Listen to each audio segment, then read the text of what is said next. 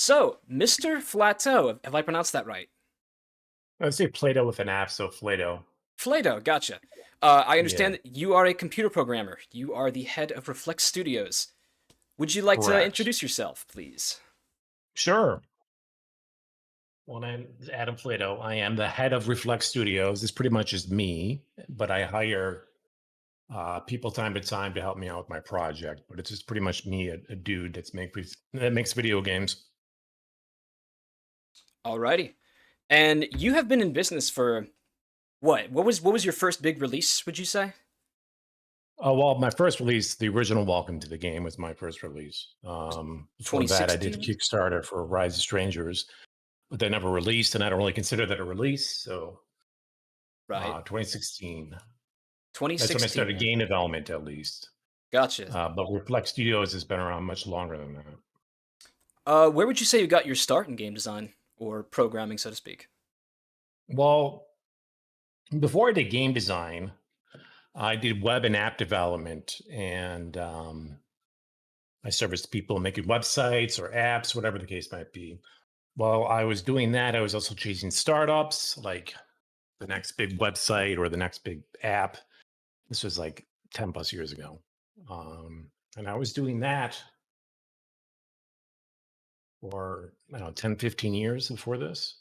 And at that time, I was living with a former roommate of mine who's another game developer, a successful game developer, and he kind of showed me the ropes to that. And I kind of pivoted to game development. Gotcha. So it all comes by way of a friend then, getting into this industry. Correct. Yeah, yeah. A friend of mine, his name's Ryan. His game developer name's Honey Dev. He made Honey Pop and Honey Pop 2. Really? Honeycam Studios, some like weeb anime adult games. Not Right. really my style, but he showed me the ropes Mine with neither. originally with Unity, and I haven't looked back since. Let me just ask real quick: Is do I have it right that some of your games on a proprietary engine? You moved away from Unity after some time, or are they all Oh no, still no, no! I use Unreal Engine now, so Unreal? I That's used what it is. Unity. Yeah, I used Unity for like 6, 7 years, and then I switched to Unreal a year or two ago. Cool. I've heard great things about Unreal. Just that it's a pain in the ass to learn it, but once you Yeah, get I mean there, they're both great engines. Don't get me wrong, Unity's a great engine. I just found myself fighting with Unity more than I do with Unreal Engine. I also like that Unreal Engine is completely free up right? to a certain point, which I have not crossed yet.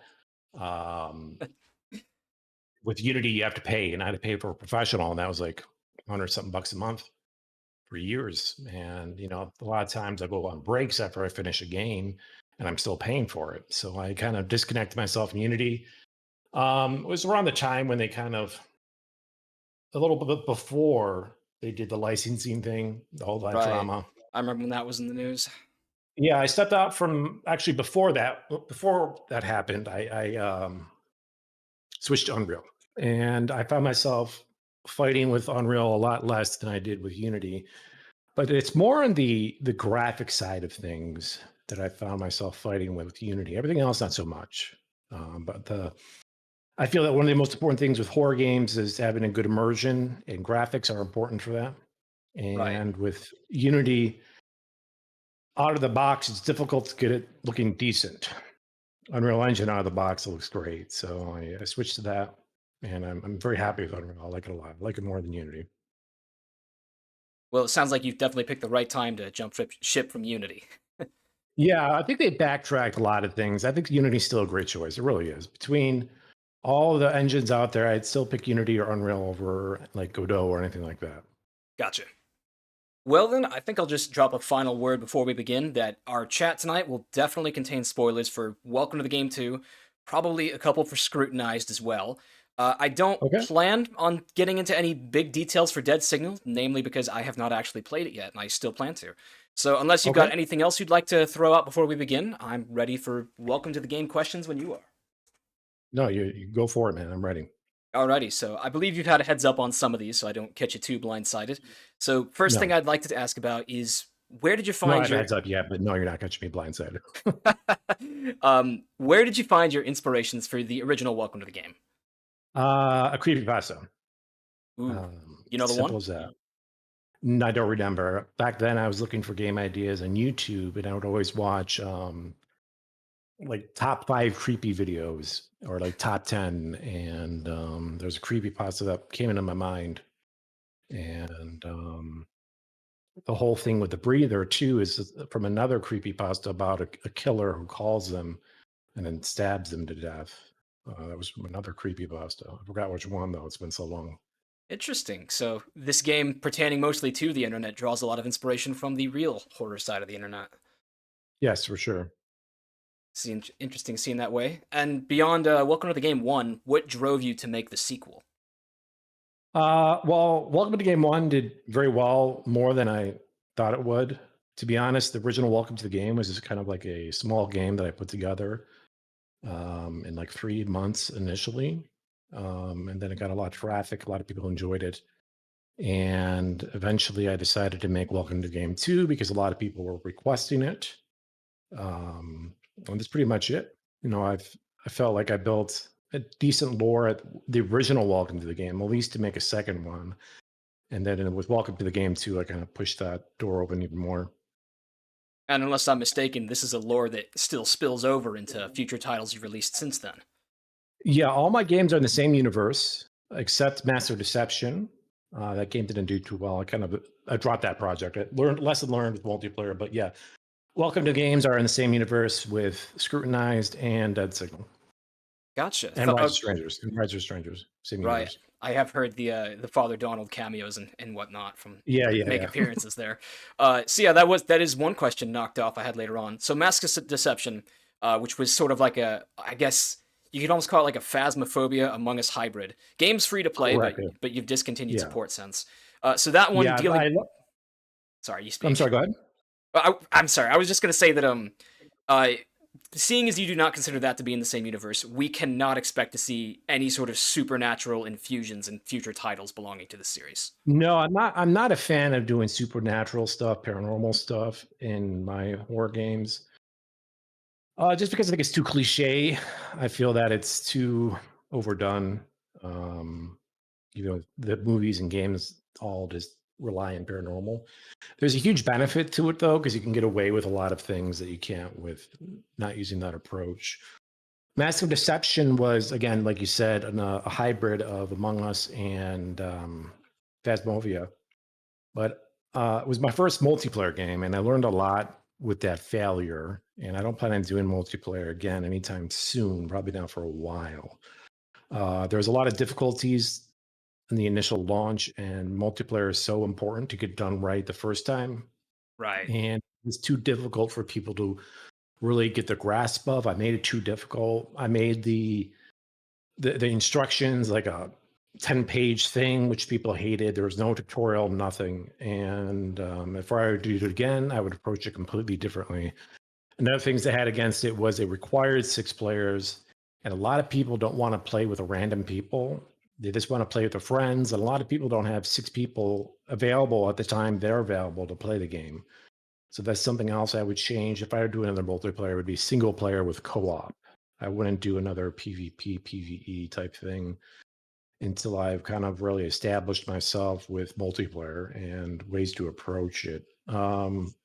I did lose my ass on that game. I invested quite a bit of money into that, Hmm. but I did learn quite a bit from it, and I did get these cool maps behind me from it. So I was gonna say it's neat that you've held on to the souvenirs at the very least. yeah, yeah, yeah. I remember when Masks came out, that was a title I was really excited to play, but like you said, I could never scrounge together another 5 friends to play with. So Right. I still Yeah. might try to in the future because the servers are Yeah, I still mean, on. people can still play it if you got. It's free now, free to play. But even then, not many people. It's a dead game. I'm not Understood. gonna Yeah. try to like bullshit you here and say something else. It's just a dead game. I'm not even doing anything with it. So I just seems the leave it up reality. there for the legacy state and just for the few people that play it here and there. That's about it because it doesn't cost me much to keep it running. Well, I appreciate you saving it from abandonware at least. It's a cool thing to Yeah. go and take a look at every now and then. So let me ask then, because you brought up the difficulty being one of the things that sandbagged Masks of Deception. The Mhm. difficulty in Welcome to the Game 2. Game is notoriously difficult, and I can only Mhm. assume that was your design. So I kind of want to ask, what percentage of players did you envision actually completing the game? Not many. I would say maybe 5% and maybe 5% beating the game. There's a philosophy behind that as well, if you'd like me to I'd explain. love to hear that. Yes. So I intended Welcome to Game 2 to be difficult, especially Welcome to Game 2, because at that time when I released Welcome to Game 2, getting over it was a very popular trending game. So when I make these games difficult, quote unquote, it presents a marketing strategy behind it. I do it because A, players like a small group of players like difficulty, but B, content creators will spend more time playing the game with like streaming and so forth, trying to beat the game. So you're going to get more eyeballs on the product. So if you create a game that someone can beat within an hour or two, they're going to play it, beat it, and never touch it again. And then there goes all your marketing opportunities when it comes to at least streamers and content creators, YouTubers. And when you make a game a little bit more difficult, it's harder to beat. The double-edged sword, of course. You're going to get more exposure as far as time, how much time a content creator will spend beating the game or streaming the game in front of all these eyeballs. And then you'll have the viewers be like, "Oh, I can beat this game. Let me try it. Let me try it." Just the same way as just those rate bait games that are out now, like Getting Over It, a game where you jump a lot. Oh, I know the type. Yeah. Yeah, the rock climbing game, etc. So I kind of wanted to make a hybrid with that, Dark Souls, and into like my own mix with Welcome to Game 2 and Welcome to the Game, being on the more difficult side to kind of give it that edge. All right. So something that I think I saw a quote of yours once saying that the hardest thing anyone can do with one of my games is to beat it without using the internet. I think that might have been on the Welcome to the Game wiki. Uh, is that a thing that you were like in accounting for streamers to be able to do? Is beating a game No, I don't. not I don't believe in that. I don't think I've said that. I mean, the internet there is a tool for you to use, but the game is they're definitely beatable if you grind and you learn it without looking things up. mm, Um, Scrutinized, on the other hand, is difficult without using like a tool to like record reports that you filed and either if it's guilty or not guilty. Um, and that's pretty much what I have to say about that. gotcha. Scrutinized was a very interesting approach because if I recall correctly, was it on launch or a little bit after that you added in an easier difficulty, detective mode? After detective mode, yeah, I added that after a lot of people requested it. Now, the thing I want to mention though, this philosophy that I had, I definitely have changed my perspective in these days. Um, Dead Signal is definitely a lot easier than my previous games, and currently, I'm not even making a horror game at the moment. I don't plan on making another horror game for at least another year. I'm actually making a super casual simulator game at the moment. Really? Yeah, I feel the biggest problem with my games being so difficult and the horror genre in general is more people watch than they play.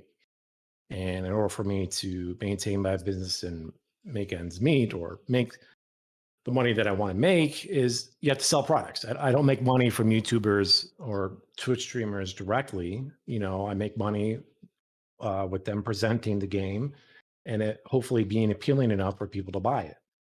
I'm not getting any revenue or anything from that. So that's something that I've learned over the past couple of years. And I feel that with that signal, I gave it the good balance between difficult but definitely beatable. A lot more people have beat that signal than they have Welcome to Game 2 or Welcome to the Game. Well, that gives me a good wind of hope to give that an attempt because I had quite a time making my first attempt at beating Welcome to the Game 2. Yeah, I think a lot of the difficulty with Welcome to Game 2, especially, is how I did the aircrack terminal program. So, or Skybreak, I should say, Right. not aircrack. So Skybreak is based off Aircrack NG, which is actually a real Linux program to hack Wi-Fi networks. And I pretty much made it one to one. So if you can use Skybreak, you can use the legitimate Aircrack NG suite and the Linux software. You can usually find Really? in Kali Linux, whatever. Yeah. Yeah, I will say you have not skimped for realism on many of your titles that I can think of. That that is something I did No, not yeah, I guess. try to keep it pretty. It makes things easier for me. with the creative process. I could be like, I'll just make it how it is in real life, instead of trying to think outside the box. I gotta just stay inside the box with some things at least. Well, let me ask one just off the top of my head, since you said something that kind of turned me onto it. When you make a horror game like Dead Signal or Welcome to the Game 2, do you picture more how is a streamer with an audience going to react to this game, or how is the individual playing this game by themselves going to react to it? Both.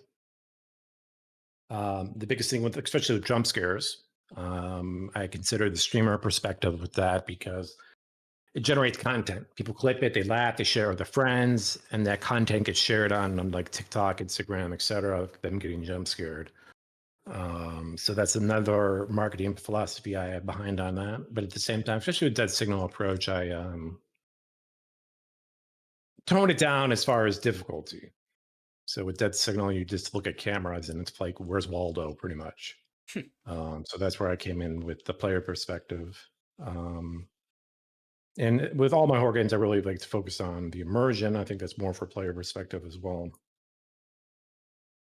But as of late, I've been focused on creating just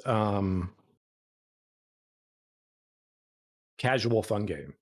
Casual And fun. I want to kind of, yeah, just kind of expanding out from that. Like the game I'm working on now is you manage, it's called Gaming Shop Simulator. You manage a video game store like GameStop.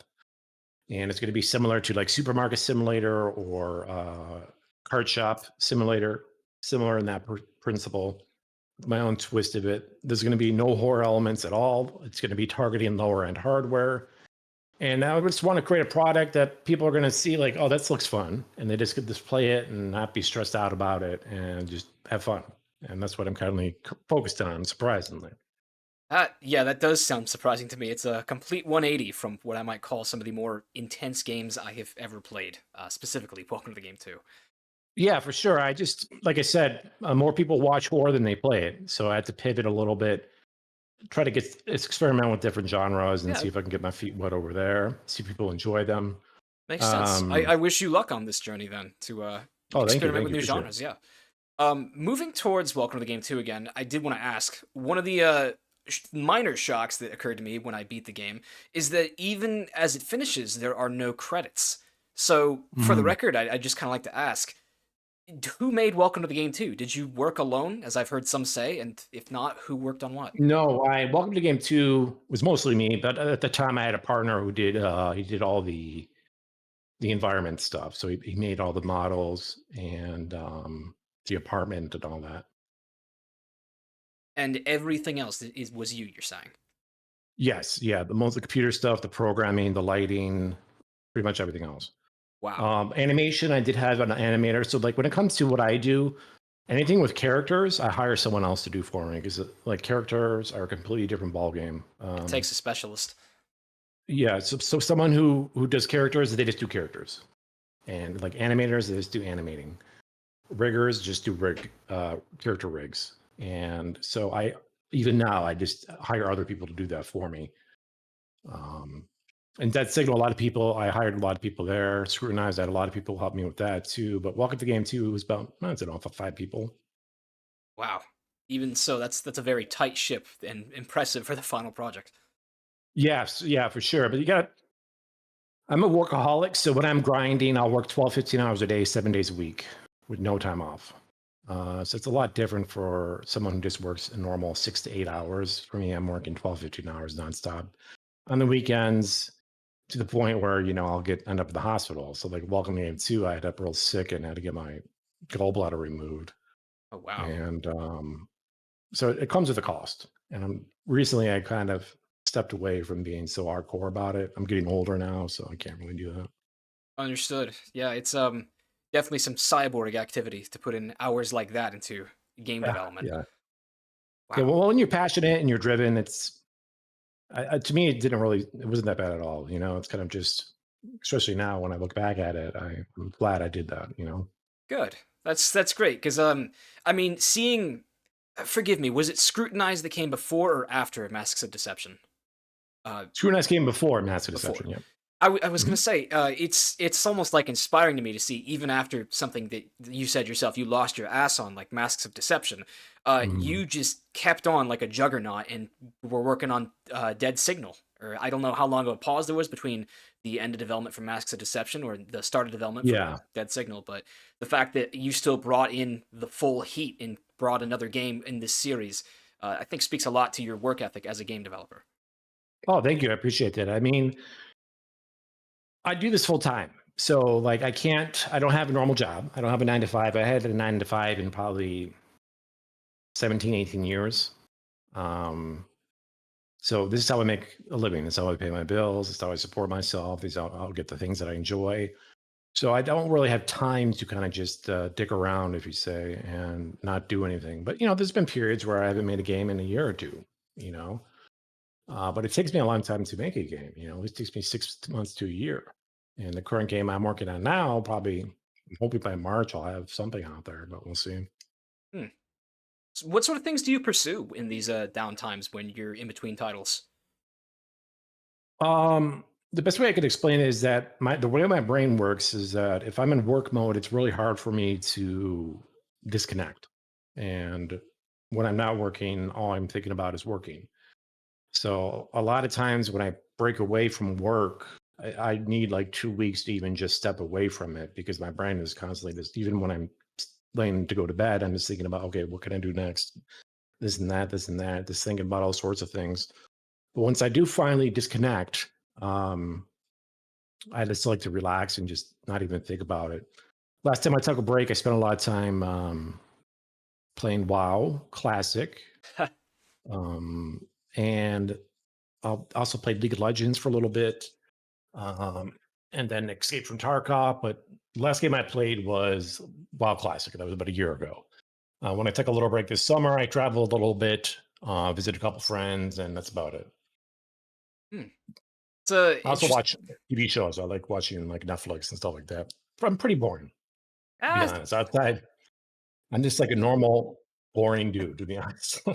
nothing wrong with that. What keeps you happy? You have a very interesting work life balance then on the almost on the annual scale. It sounds like where a year working, a year off.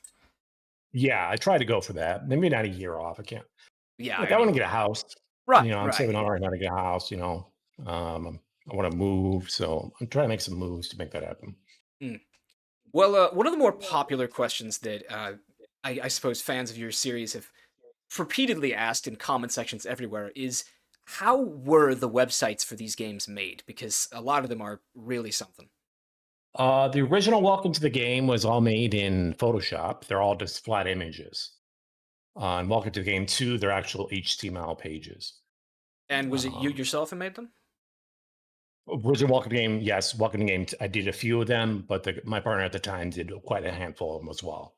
Right. Okay. As far as the content, like, a lot of them are inspired from the real darknet. If you ever go on the deep web, it's super boring in real life. It's just you're So browsing they like the tell me. internet from the early 2000s. Of course, you come across questionable things and things you don't want to see, but more than likely, it's just boring and just really mediocre old websites. Another thing I wanted to mention that it is very slow. So if you ever go on Tor and browse, it goes super, super slow. And that's why I kind of implement that into the game because when you're using Tor, back in the time I did this in the mid 20 teens, is that it takes, 30 seconds to a minute to load in a web page. Even more realism than in the very slow search times in the game. Yeah, yeah. Wow. Hmm. It sounds like you were generous then. If 20 to 30 seconds to load a page, I think the default time in game Yeah, is like yeah. 9 seconds with the worst Wi-Fi. My perspective now, if I were to do it again, it would be instant. I Really? feel a lot of mechanics I did before go against my philosophy that I view now. I feel that like if I were to do it again, it depends on how I approach it though. So that welcome to game 3, which will be done at some point. There'll be websites, but it's completely different I'm on how sorry. you do it. Did I just hear you say there will be a welcome to the game 3? Yeah, it's John's chapter. That's welcome to game 3. Oh, yeah. Okay. This is coming back to me now. I somewhere I had it in my head that Welcome to the Game 3 became Dead Signal, but is that sort of a No, no, no. okay? That signal and scrutinize are kind of just like offshoots to kind of expand the lore a bit Right. more. Uh, well, while we're on that topic, can we expect to see a continuation of the Blue Blood Killer story in Scrutinized? I would like to someday. We'll see. Okay, Like I said, I'm kind of it really depends on how my other genres do. gotcha. Because to be honest, I'd rather like I want to get Rise of Strangers done at some point. Mm. Um, and for those watching that, like, I tell most people just to forget about it at this point. Yeah, When I I get it figured done, I'd it'll be avoid done. asking. Yeah. Um, I do want to get that game done. It's just the approach that I want to do it with Rise of Strangers. At least it's I'm not. I personally don't have the skill sets to do it. I have to hire someone it's because of the animation. I Mm. want to go for the Quarry and the other game they made. Can't think of the name. Um, they just re-released it. It's Dawn something Oh, Dawn. Until Dawn. Yeah, the PS4 Dawn. one. Yeah. Yes. So in those games, they have like the hyper realistic characters with Yeah, the they're animation, and I want to do that with Rise of Strangers. Um, Another thing that I kind of want to mention when it comes to Rise of Strangers is that it's a linear story driven horror game. And the problem with that is with current meta, well, actually, I'm probably mistaken now that I see it. As I always thought that I'm kind of like run about this because if you look at the success of Chilla's Arts and that other Puppet kid's Combo. name, not Papa Combo, no, can't think of Fears his to name. Fathom. No, I might be wrong on Fuse that. the Pattern. That's it. Yeah, yeah. Those games did very well, and they're linear story driven horror games. And at the time, my philosophy is like a lot of people are just going to watch someone else play Rise of Strangers, and they're going to be like, okay, I don't want to bother playing it. Why would I buy it? I've already seen so and so play it. So that's another thing that like kind of discouraged me from pursuing it because of the current meta of content creators. Hmm. That is interesting because I've played the Fears to Fathoms myself. I've got strong opinions on all of them. I don't know if you ever play the games that you analyze so much, but I've noticed that they've had a No, yeah, it's difficult to find the time, but Fears to Fathom has had a weird skew lately where as the series has gone on, it seems that they've gone further away from making horror games and more of just making chill simulators. Like the fifth game no, is yeah, I agree 100%. Like when I yeah, was watching Queso play the last one that came out a month or two ago, it's 100% it's got a vibe. Those games have a vibe for yeah. sure, but there's not much you really do except kind of go through dialogue, and it's like watching a movie. It's like really watching a movie, those games, which I appreciate a lot, and the market really likes too. If you look up the sales and stuff, he did pretty well in that game. So my philosophy though is I like to more focus on mechanics and a game like loops, like the player does something instead of just sitting back, relaxing, and like enjoy the experience, if you will. Mm. As a gamer with 0 hours put into game development, I should say I think that replayability is one of the most important things in any title. And a game like Yeah, Chillizard or Fears to Fathom, they've got an excellent first time charm to them, and then short of right. amnesia, I don't think you can really get any replay value out. No, no, but from a game developer perspective, I think that's fine. I think the philosophy behind replayability is there's so many games out there right now that come out every day, every week on Steam, and you should focus on delivering a great experience for the player once they clear the content, and then they're pretty much done. It's like seeing a movie. Mm. So they get their $10 or whatever the cost of is worth for that first time experience, and then they go play another game. You know, so the philosophy of replayability, I'm on the fence of, to be honest. Mm. I feel that there's so many games that come out. A lot of people say they want to focus on the replayability, but they'll buy the game and then 3 days later, the hot new game comes out.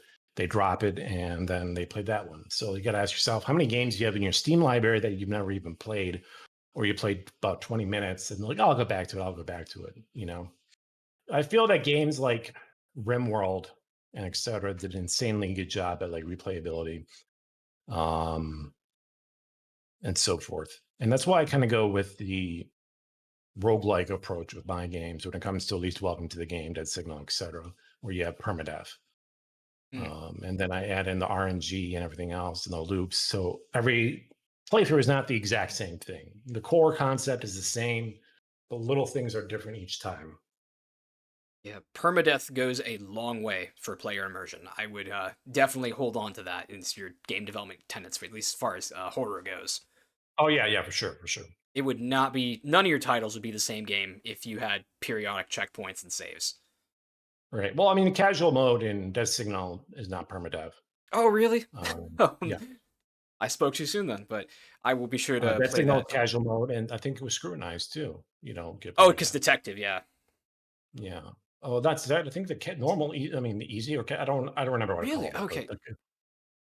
most people just play normal. Normal mode has an actual ending, and that is permadeath. Casual mode and Death Signal has an ending, but it's not like a cinematic ending.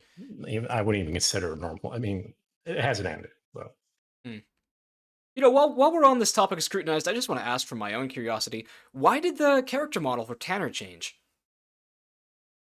Did what do you that mean? did that not happen? I could have sworn that when the game launched, your antagonist Tanner in the lab coat and Yeah. the syringe, yeah, he looked a lot younger when the game launched, if I remember right. And then, am I crazy? Because then I launched it like a week or two after, and he became way older.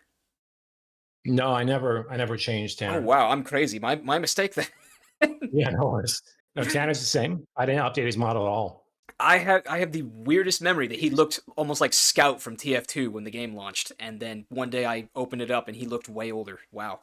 Are you confusing him with the bald kidnapper guy? No, not at all. I even Okay. looked at this last week and thought he looked different. I must be losing it.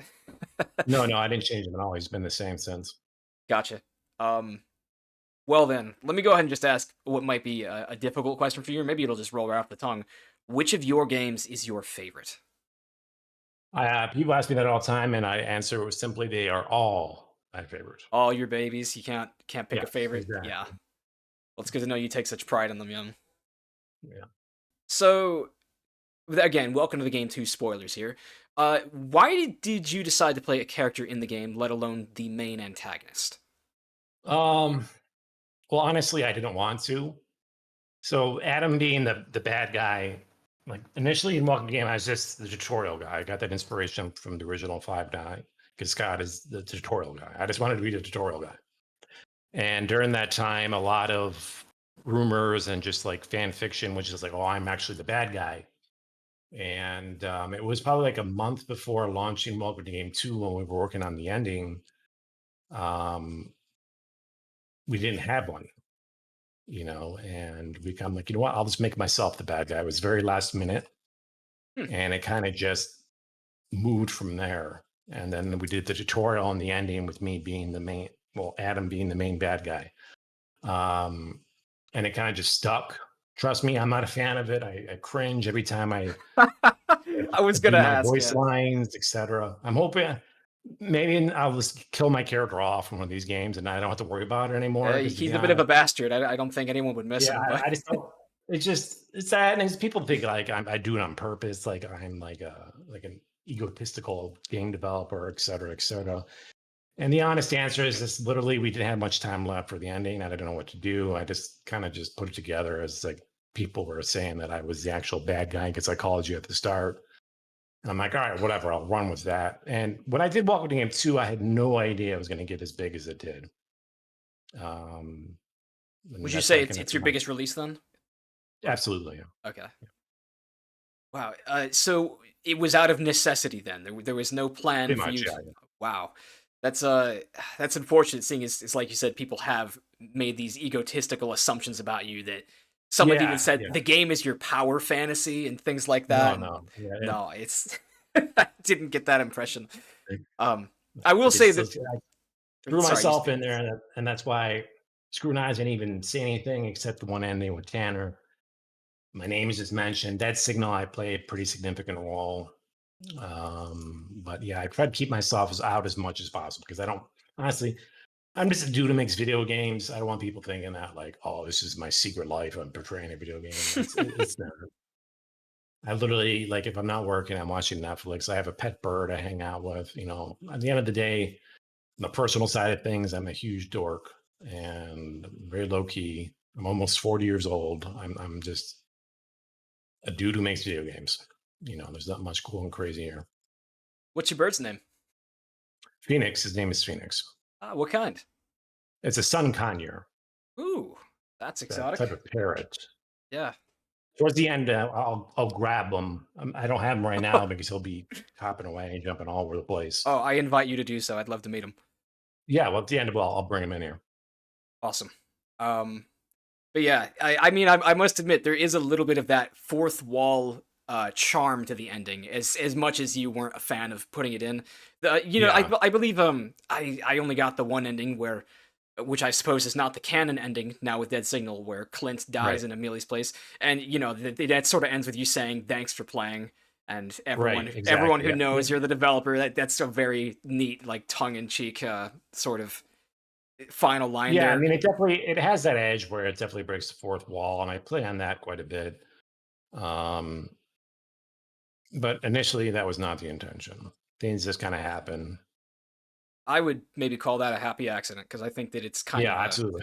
it's I almost mean, led to to an like a extent, cult sure. following. You got the negative to it. Um, I don't know.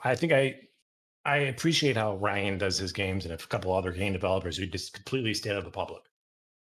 And but now I'm just here. I am. Mm. Well, since you brought it up a moment ago, I think I might as well ask: have you got any strong opinions about the Five Nights at Freddy's series? I think Five Nights at Freddy's are great. I think it's a really kind of like a monumental point in game developer history, especially for indie devs, to make it that far and then have a movie made about your game. I think Scott did a great job with that. I Yeah. really have nothing negative to say about Five Nights at Freddy's or Scott, to be honest. I think what he did for just horror, at least, developers is just kind of paved the way for the future, to be honest. You had the Slender Man and then you had Five Nights, and that just blew up and it created so much lore and interest into the genre. And I think that's very cool. Mm. That's that's just something that I've always sort of wondered, and some of my friends who helped me make the video that I have been working on and still am working on. A lot of them asked, like, I wonder what this developer must think of the FNAF games because there's those tiny similarities of just sitting at a desk and working on it. One of my friends Yeah, called it. absolutely. I Yeah, mean, I definitely got inspiration from the original Welcome to the Game as far as mechanics from the original Five Nights at Freddy's of sitting down, at least, and yeah. being in a static position. It's it's almost like its own little genre of horror that really needs a name of sitting at a desk and working on Yeah, something. Yeah, because yeah, whatever you would call. I have no idea. it's a pretty effective formula, and I think that Yeah, you've proved that it has a very wide range. Because FNAF is a little bit more of a short attention span sort of game, and then I right. had a friend who described your game as FNAF on heroin, which I think was a Yeah, for pretty sure. pretty apt comparison. Let's Yeah, no, see. I would agree. I mean, when I originally created Welcome to the first one, I'm like, I watched a lot of FNAF gameplay, and I kind of just that and Pony Island. A lot of inspiration came from Pony Island. I don't know if you know that game, No, I don't think I but do actually. it's a very cool like computer simulator game called Pony Island. It came out in like 2015 or 20, I don't know, a long time ago. Okay, this is a question that I honestly get when I cut together videos about games that I find particularly scary, and I was wondering what a horror developer like yourself might say to it.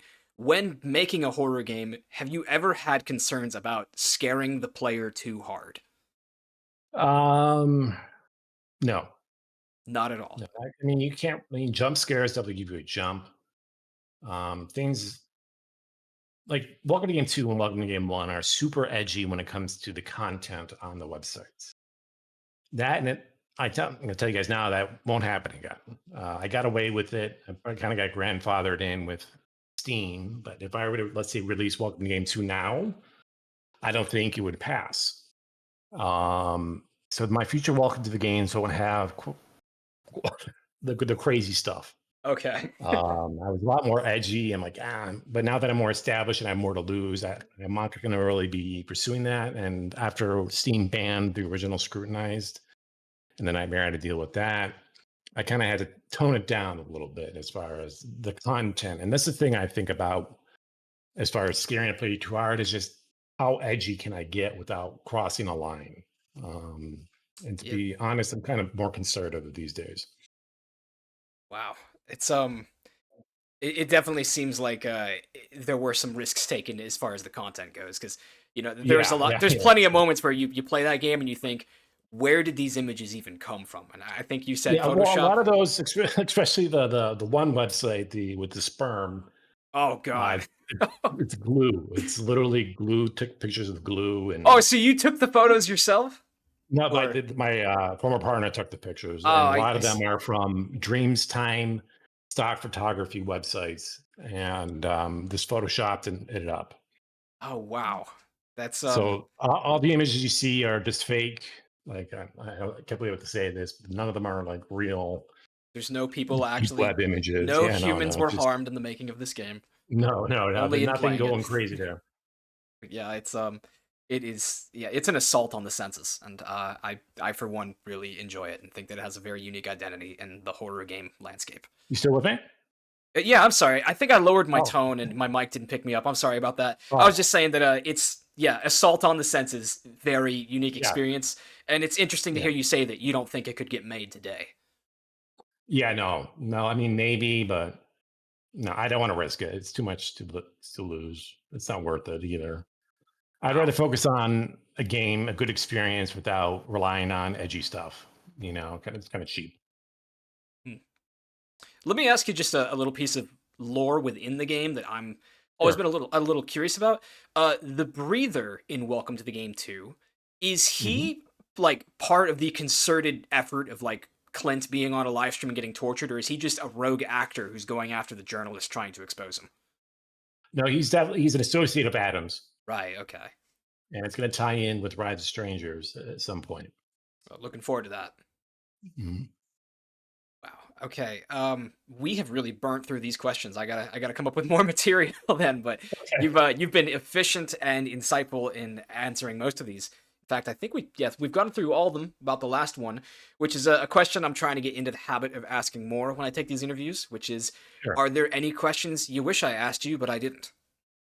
Let me think here. Anything you were prepared to talk about but didn't come Yes. up? Okay. The reality of game development. If you want, I could speak about that as from for anyone interested in becoming a game developer. Yeah, you got something to say? Go ahead. So I mentioned this a lot. I stream on Twitch all the time. Um, so to be a successful game developer to the point where you make enough money to support your living is very difficult, um, and pretty much luck. It's like becoming the next, big YouTuber or Twitch streamer. And so I tell a lot of game developers, aspiring indie developers, to first, if they're in the position, if they're older and they have a full time job, do not quit that job. Keep that job and work on a project on the side when you can. Second of all, your first project should be very, very small in scope. I would not recommend doing anything that would be large, yeah, like an MMO or anything crazy like that. Um, third, third of all, I would focus on coming up with a really good game design doc before you pursue even creating the game. A game design doc is like a piece of paper where you're going to put down your ideas of like, okay, what is the game? What kind of style is it? What time does it take place? What is the player doing? The most important thing is to focus on is the main loop. Like, what is the player doing? For example, in Welcome to the Game, you're looking for keys. And you know where I got inspiration from that is? The original Slender Man. So in Really? Slender Man, you're looking for the pages. Here, you're looking for keys on the dark web. You have to Is come that with it. why we picked with the magical number eight? 8 pages, 8 keys. Yes, yes. So you're just looking for things. So like Super Mario, you jump, it's a platformer, point A to point B. You have to figure out what that loop is. And I would focus on that and don't get discouraged. Do not spend more than 6 months to a year on your first project. And if you want to pursue it in a way that you want to make money from it, focus on products that will do well in the market and do not make something that you're passionate about yet. Focus on creating products that you could sell to sustain your living and afford so you can afford to hire talent for more bigger projects and a passion project. And that's kind of my 2 cents on game development. Piggybacking off of what you said there at the end about uh, if you want a game that makes money, focus first on marketing, and if it's a game that you're passionate about, Have the games Well, you've sorry, you go and marketing see. is difficult. Marketing, like I haven't spent $1 marketing at all. It's all about networking,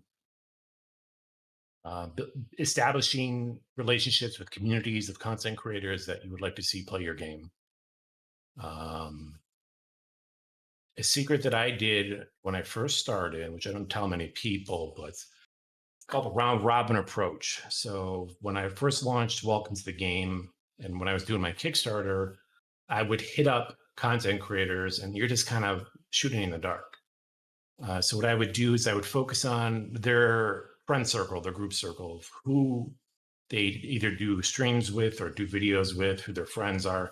A lot of times, those creators are a lot smaller than the bigger guy that or woman that you want to focus. And what you want to do is you want to hit them like, hey, listen, I'm a developer, I got this game here. And more like they'll be more likely to accept. And once you start hitting them up and they start playing that game, the bigger fish will then see it like, hey, wait, what game is this? And that's how I got all the big YouTubers and streamers to play my game. It's not directly going for the king, if you will. It's going for the smaller ones associated with them. And Got that's to why I kind of telephone it approach around. marketing. Huh. That's it's interesting to hear. It all starts almost like in a grassroots way of just word of Right. mouth almost carries the games to the top. Absolutely. Yeah. I mean, that's how it is. The word of mouth is the best marketing. And that's why Hmm. it's important to create I kind of want to mention this too, while we're at it, is to create a good game that people enjoy playing. And one thing you have to realize as a game developer, they don't consumers, players of your games don't give a shit how hard you worked on it, how much money you spent on it, how much time you put into it. They don't care. They Concord just proves care. this. Okay, yeah, Concord, whatever. It doesn't matter as long as it's a good game. They're going to play it. If it's not, whatever. So I used to hate on asset flip games, et cetera, but now not so much because at the end of the day, 98% of the player base doesn't give a fucking shit about where you got the assets from or how long you put in it. All they care about is just a good game. And that's a lot of things that a lot of developers kind of fall into is this kind of mental elite mindset of like, oh, I'm going to do everything from scratch. I'm going to do this and that. And then all of a sudden they're spending 3-4 years on a project and they're not even done yet. And when they do finish it, it completely flops and they're out 3-4 years of their life. They're out tens, if not hundreds of thousands of dollars. And it's really, really hard pill to swallow. So it kind of circles back to the original intention of when you're starting off, start off super small, something you can finish in, I don't know, 6 months to a year, and don't quit your day job. Don't quit your day job. Yeah, until you can. Hmm. A moment ago, I think you said I started asking this question a minute ago, and then you had another thought. That if you want a game that's going to make money or you want it to do well in the market, then you should look towards what's popular and prioritize Yes, that instead of a game that you're passionate about. Have right. the games that you have made? You spoke that passion drives you through this workaholic work ethic that you have. But have Yeah, the games we've been seeing are these more passion ideas for you for absolutely. Yeah, games? Okay, so because you I made these before. I made these before I learned this. right. Definitely passionate, but at the same time, a sense of reality of scope, meaning that like, okay, what can I get done that's not outside my scope of skills? And that's the games that I've made so far. You know, if I were to be um, super passionate, I would just be still working on Rise of Strangers for the past X years. And I probably wouldn't even be a game developer anymore because I would have no finances left. So you kind of have to have draw that line. But for people, especially this day and age, I know it's kind of taboo to say, find a genre that's very popular and also find one that you yourself could play and you're interested in. Just don't jump into other genre that you have no interest in because you're never going to do it. You got to be somewhat passionate about it, but you don't have to be full bore. Oh, I'm obsessed, passionate about it. If that makes sense. It does perfect sense. Uh, just one last question then, really, that I think I glossed over is Sure. just have you got any horror games, movies, or books that you recommend or have found to be particularly influential? Okay. So horror games, I don't really play. Yeah, I don't play horror games, nor do I watch them. You might be the first horror developer I've interviewed who doesn't play them. That's interesting to me. Yeah, no. No, I mean, I'll watch them here and there to get some inspiration, but no, I don't like to poison the tree of creativity with getting too much influence from other games. So a Mm. lot of times, if I'm researching another game, I'll watch a YouTube video, and that's about it.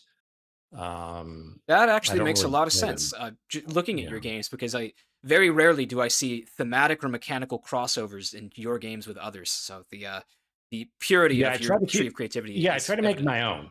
I don't want it to be too similar. But the game I'm working on now is going to be very similar to Supermarket Simulator and Card Shop. But that's just a proven formula people really enjoy. So I can't be too full honest on that.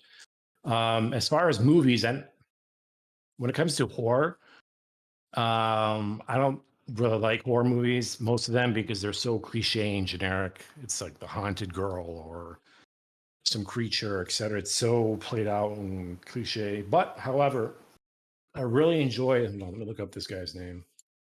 Yeah, go for it.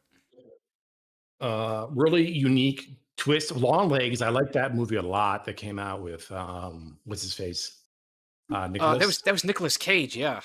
Yes, I think that was a very. It's weird movie. It's very unique. But I feel that it's so different from your generic cliche. I enjoyed it. Another movies I like are like Nope, etc. from Jordan Peele. I feel that he is doing some awesome work with the genre that's completely different than your typical cliche approach. So I respect his work a lot too. Nope, Get Out, Us, and then he's got this other one. I did not see that one, but like Us, Get Out, and Nope. I've seen all of those and I like them a lot. I feel they're very different than your cliche type movie. Another movie that I really like that I don't really consider horror, but it gives me a lot of inspiration is Cloverfield, the original Cloverfield, which was that like first camera perspective, body cam footage. I like those movies a lot. Just the whole immersion and just feeling like you're a part of it is very cool. But when it comes to like traditional horror movies, I'm not a fan of at all. I think they're just too cliche, too predictable, and too played out. We share some opinions in that way then. Okay, great. Yeah. Let's see. So in summary, one of the things I'm hearing from you is that game development, at least for you, has been a balancing act between games that you are passionate about and want to succeed, and games that you're more are convinced will succeed, and you like this Yes. simulator you're working on. Because that I'm assuming the idea behind making this simulator game is that to have money in the bank, so to speak, a game that will succeed, so that you can work on a passion Well, project. nothing will succeed. There's nothing promised. Exactly. Um, But like you say, and there's a to be likelihood. honest, yeah, it's more lenient to be more in that direction. But at the same time, I'm actually having a lot of fun developing this game because it's completely different than what I've done before. I'm learning a lot of new stuff. I'm having fun just creating the mechanics. I don't have to worry about jump scares or threat timers and the AI associated with that, which is really nice. Um, It sounds like to be honest, I'm having fun with it. I can only imagine the stress that goes into making a game like the ones that you do when you look at the stress that translates into the gameplay. Yeah, I mean, it's pretty stressful. I mean, doing well just with anything, especially if you're independent and you're on your own. And in order for you to put your food on your table or make a living and buy the stuff that you want to buy, it's all on you. That's why, I'm jealous of people who have normal jobs because they work their 9 to 5, they check out at 5 and then they can relax the rest of the day. I can't, I have to focus on my job and my work and the games that I make and make sure that I make the best game that I can that people can enjoy playing and buy, because at the end of the day, it is business and I have to develop products that are appealing enough to people to put their hard-earned money on. Very good then. Well, if you wanted to introduce your bird, Yes, yeah. Let me I let would me love get to that. meet Phoenix. Yeah, Yeah, give me a second. Let me get them. go right ahead. This is Phoenix. He's a sun conure. I just got him a few months ago, so he's my new buddy. Wow, that is a pretty bird. Yeah, yeah. He's got both sorts of cool colors. Very loud bird. I don't know if you know, sun conures are super loud, and they live up to like 30 years. So he's stuck with me. Wow, you're Uh, stuck with him more, but yeah, it's yeah, just crazy. pretty much. He sits And in the room with you when you work, or yeah, absolutely. Usually it sits right here on my shoulder, like right there. So when I'm working, Co-developer. usually just Wow. hanging out doing that, and I got to watch out for when he poops and clean it up and I can imagine you all go that through a lot of stuff. shirts. Yeah. Yeah, well, no, he doesn't poop on me. Luckily, I train him not to. But on the Oh, floor, I have good. to. I got paper towels here and all that ready to pick it up. Wow, that is an ingenious work setup there to have the bird with you. He's he's got such a funny stare to him. He's Yeah, cockeyed the way yeah, he's there looking you at me. Wow. I this is a 2-for-1. Did not expect to get to meet another developer. Yes, yeah. This is Phoenix, the bird developer. Wow, Phoenix. It is an honor. Otherwise, I promised you I would take no more than an hour of your time, and it looks like we're coming up on Okay, that. So, Adam, that sounds great. once again, thank you for your time tonight. I understand even more so after this interview just how valuable your time is. And more so, thank you for making some of the scariest and most unique horror games I've had the privilege of playing. Um, Absolutely, no problem. I appreciate the kind words, man. Thank you. it's awesome. It's great to meet you finally after all these years of playing your games. And Yeah. I look forward to what you release in the future, both on the casual Okay. and horror side of the spectrum. Yeah, yeah. We'll see. We'll see. Well, I wish you well in everything you do, and again, I thank you for your time. All right, no problem. Thank you so much, Jamie. I appreciate it. Be well now. All right, bye. Take care.